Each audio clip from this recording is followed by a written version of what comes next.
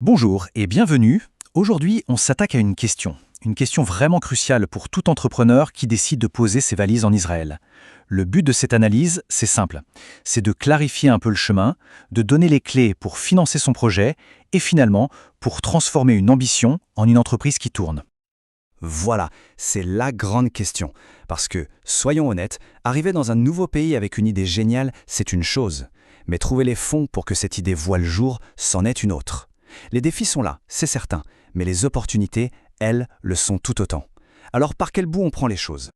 Allez, on plonge dans le vif du sujet. Tout projet, toute aventure entrepreneuriale, ça commence par une petite étincelle. Ce premier souffle de vie, c'est ce qu'on appelle le capital de départ ou le seed funding comme on dit dans le jargon. Ce capital de départ est absolument vital. C'est l'argent qui permet de sortir l'idée de sa tête ou d'un carnet pour la rendre réelle. C'est ce qui va servir à créer un premier prototype, à lancer une petite étude de marché, bref, à poser les toutes premières briques de la future entreprise. Bon, concrètement, comment on trouve ce premier argent ? Eh bien, il y a principalement 3 grandes pistes. La première, la plus évidente, ce sont les fonds personnels, l'épargne qu'on a pu mettre de côté. La deuxième, ce sont les investisseurs providentiels, les fameuses angels.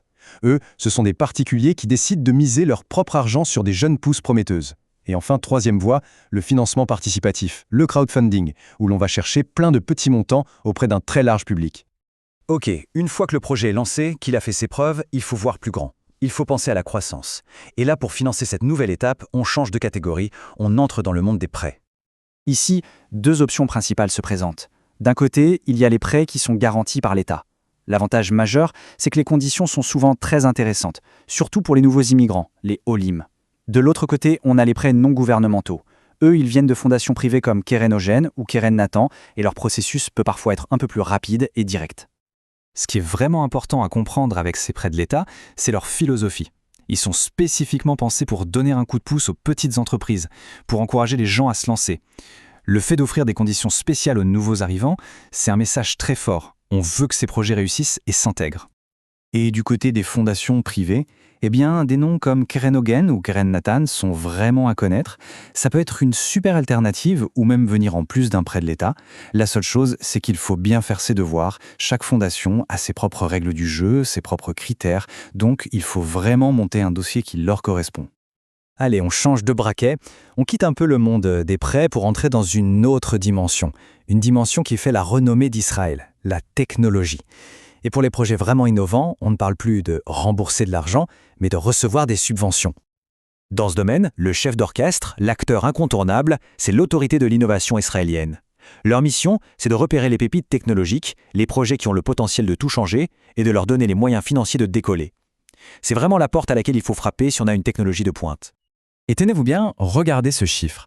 L'autorité peut cofinancer jusqu'à 50% des dépenses de recherche et développement. C'est juste énorme. Ça veut dire que pour chaque euro investi dans la R&D, l'État peut en rajouter un autre à côté. C'est un effet de levier qui peut être absolument colossal. Mais attention, il faut être réaliste. Obtenir une de ces subventions, ce n'est pas une promenade de santé. La compétition est féroce, le mot est bien choisi. Seuls les dossiers les plus bétons, les plus innovants, les mieux ficelés ont une chance de passer. Bien, on a parlé argent. Maintenant, on va aborder un point qui n'est pas une source de financement en soi, mais qui pourrait bien être la clé qui ouvre toutes les portes dont on vient de parler. Il s'agit de la langue. Voilà, tout est dit, ou presque. Dans un écosystème aussi soudé et local que celui d'Israël, être capable de pitcher son projet, de négocier, de communiquer dans la langue du pays, ce n'est pas un détail. C'est un avantage concurrentiel majeur. Et pourquoi c'est si important ? Ce n'est pas juste une question de politesse. Parler hébreu, ça prouve un engagement sur le long terme. Ça permet d'avoir une discussion directe, sans filtre, avec les investisseurs. Surtout, ça crée une relation de confiance. Ça montre qu'on fait l'effort de s'intégrer, qu'on fait déjà partie de l'écosystème. En résumé, on l'aura compris, l'hébreu, ce n'est pas qu'un moyen de se faire comprendre au quotidien. Dans le business en Israël, c'est une arme secrète, un véritable outil stratégique qui peut faire toute la différence. Alors, si on récapitule tout ce parcours, tout part d'une idée qui a besoin de son capital de départ. Ensuite, pour grandir, on pense aux prêts. Pour les projets les plus innovants, il y a la voie royale des subventions. Et comme un fil rouge qui traverse tout ça, il y a cet atout transversal, cette clé universelle, la maîtrise de l'hébreu. Et maintenant, la question se pose. En voyant ce cheminement, toutes ces options, pour une idée entrepreneuriale, quelle serait la prochaine étape la plus logique et la plus pertinente ? La réflexion peut commencer.